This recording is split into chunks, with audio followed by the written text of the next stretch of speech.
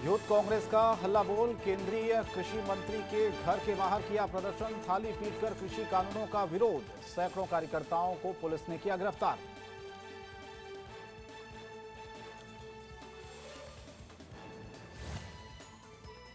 Delhi police ने किया शाबाशी वाला काम, साउथ दिल्ली से लापता लड़की को 5 घंटे में ढूंढ निकाला, घर वालों से नाराज होकर घर से गई थी लड़की। बदरपुर में सड़कों का हाल खस्ता, नरकी जीवन जीने को मजबूर हैं लोगों का आरोप, विधायक और निगम पार्षद भी समस्याओं पर नहीं दे रहे हैं ध्यान।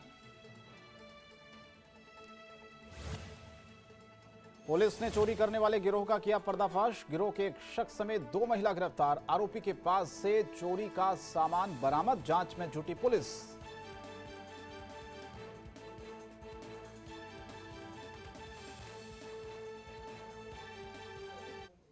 नमस्कार, दिल्ली स्पेशल देख रहा मेरे साथ मैं हूं शंकर दत्त पंत। शुरुआत करते हैं खबरों की। भारतीय युवा कांग्रेस ने आज 3 कृषि कानूनों के खिलाफ केंद्रीय कृषि मंत्री नरेंद्र सिंह तोमर के आवास के बाहर प्रदर्शन किया है। यूथ कांग्रेस के सैकड़ों कार्यकर्ताओं ने थाली पीटकर मोदी सरकार के खिलाफ नारेबाजी की और तीनों कृषि कानूनों को निरस्त करने की मांग की। इस दौरान कई प्रदर्शनकारी कार्यकर्ताओं को दिल्ली पुलिस ने हिरासत में भी लिया है। यूथ कांग्रेस के नेताओं ने कहा है कि देश के युवाओं ने हमेशा तानाशाही के खिलाफ सरकार को जगाने का काम किया और युवा दिवस के मौके पर हम इस गूंगी और बहरी सरकार को जगाने के लिए आए हैं।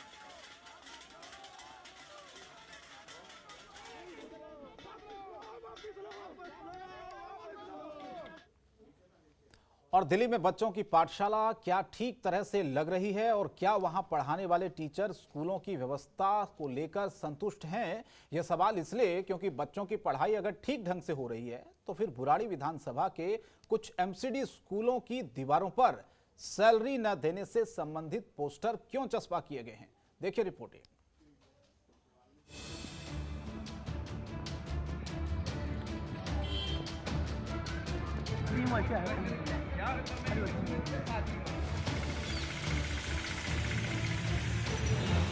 दिल्ली के बुराड़ी विधानसभा के एमसीडी स्कूलों की दीवारों पर इन पोस्टर्स को देखिए और समझिए कि अगर 4 महीने से टीचर्स की सैलरी नहीं मिली तो उनका घर कैसे चल रहा होगा।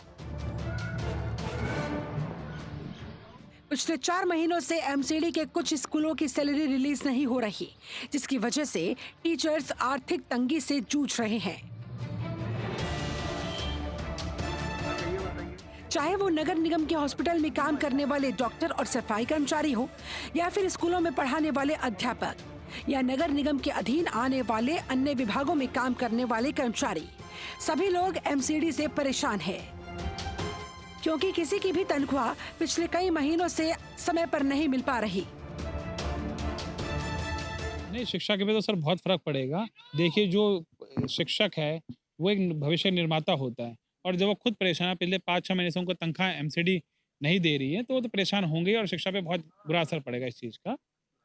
और सबसे बड़ी हैरानी की बात है इसमें, जो एमसीडी है, जो बीजेपी है, बजाय कि वो काम करने की राजनीति कर रही है, जैसे वो एक झूठा आरोप फैला देते हैं कि अरविंद केजरीवाल ने 13,000 करोड़ रुपए देने हैं, जबकि सच्चाई ये है कि सुप्रीम कोर्ट, जो कोर्ट में, हाई कोर्ट में ये क्लियर हो चुका है कि दिसंबर 2020 तक कोई पैसा दिल्ली सरकार ने एमसीडी को नहीं देना है। तो अगर फिर भी एमसीडी को लगता है कि पैसा देना है, वो कोर्ट की बात को झुठला रही है, तो भी वो ऊंचे सुप्रीम कोर्ट में जाए, वो हाई कोर्ट में जाए, उधर बात करे, ठीक है।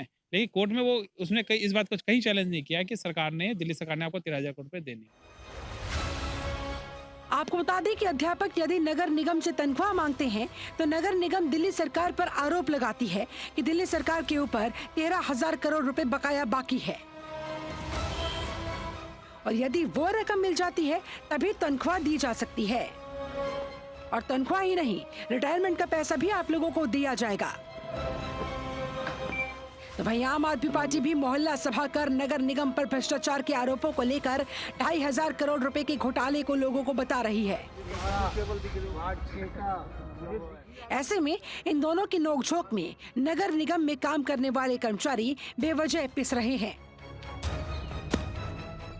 देखिए नसीम भाई, यही तो दिल्ली का दुर्भाग्य है, जहां एक ओर दिल्ली सरकार अपने स्कूलों के माध्यम से उनकी पहचान विश्व में फैल रही है, वहीं दूसरी तरफ एमसीडी की स्कूल है जहां आज के टाइम में कोरोना काल में स्कूल बंद है, पड़े हुए हैं और ऑनलाइन क्लास के माध्यम से बच्चों को शिक्षा दीक्षा दिया जा रहा है।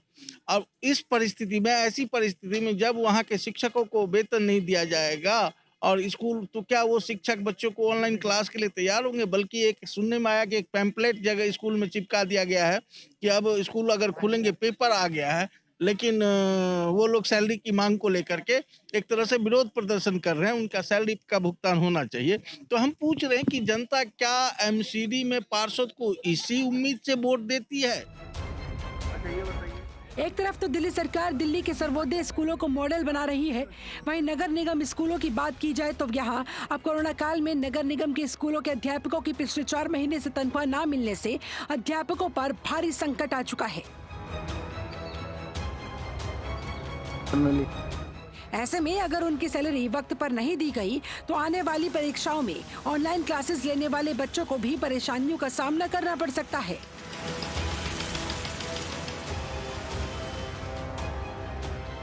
जनतंत्र टीवी के लिए दिल्ली से नसीम अहमद की रिपोर्ट।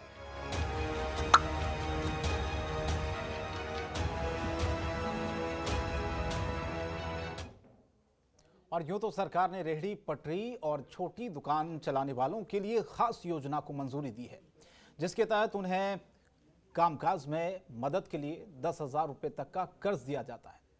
लेकिन जब साउथ एमसीडी वेस्ट जोन के लोग स्कीम के पेपर लेकर बैंक गए तो उन्हें लोन लेने से मना कर दिया गया। लेकिन फिर कैसे किया गया इस समस्या का समाधान, देखिए आप खुद ही।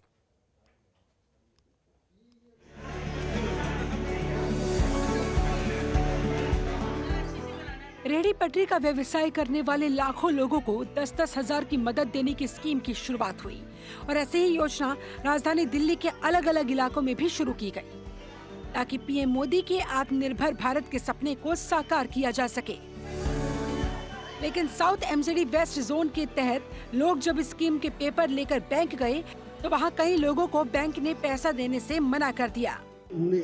इसके जो लोन को लेकर बैंक में जो समस्याएं आ रही थी, उसी के लिए आज एक पूरे देश में लोन कैंप लगाया गया है, जिसके अंदर सभी बैंकों के रिप्रेजेंटेटिव हर जोन में, हर क्षेत्र में आए हुए हैं, जिन्होंने भी इसकी व्यवस्था की है और वहीं पर आकर वेंडर्स को बुलाकर उनको लोन वहीं पर वो सैंक्शन कर जा रहे हैं, जिससे कि अब वेंडर्स को भी कोई समस्या नहीं रहेगी और हम लोग भी यहाँ पर हैं।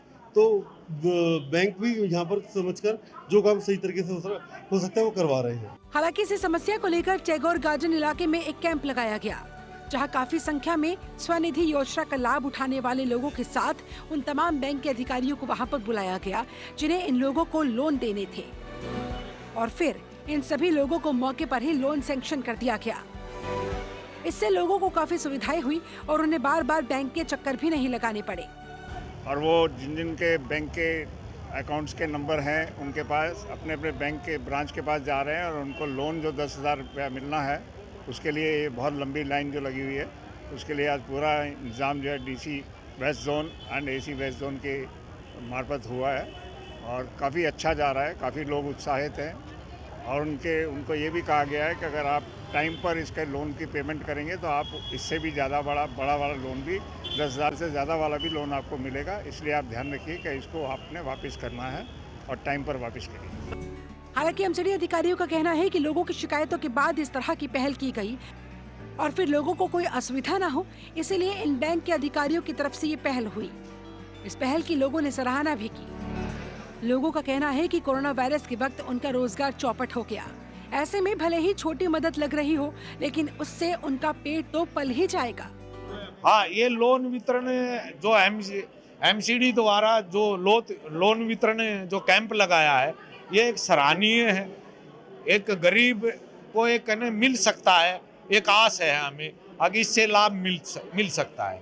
पर लेकिन सरकार की बहुत सारी स्कीमें निकलती हैं, उनका गरीब आदमी तक लाभ है अगर प्रशासन भी और शासन भी अगर सब मिल के काम करें और एक पब्लिक को साथ ले, गरीब जनता तक वो पहुंच जाए, तो प्रशासन का धन्यवाद करूंगा मैं, तहे दिल से उसका शुक्रिया अदा करूंगा। सरकार की तरफ से शुरू इस पहल से लगभग 7,000 लोगों को अब तक फायदा मिला है। कोरोना काल में जहां लोग आर्थिक तौर पर परेशानी झेल रहे थे, ऐसे में सरकार की ये पहल गरीबों की जिंदगी की टूटती आस को वापस जोड़ रही है। Bureau report, Jantantra TV.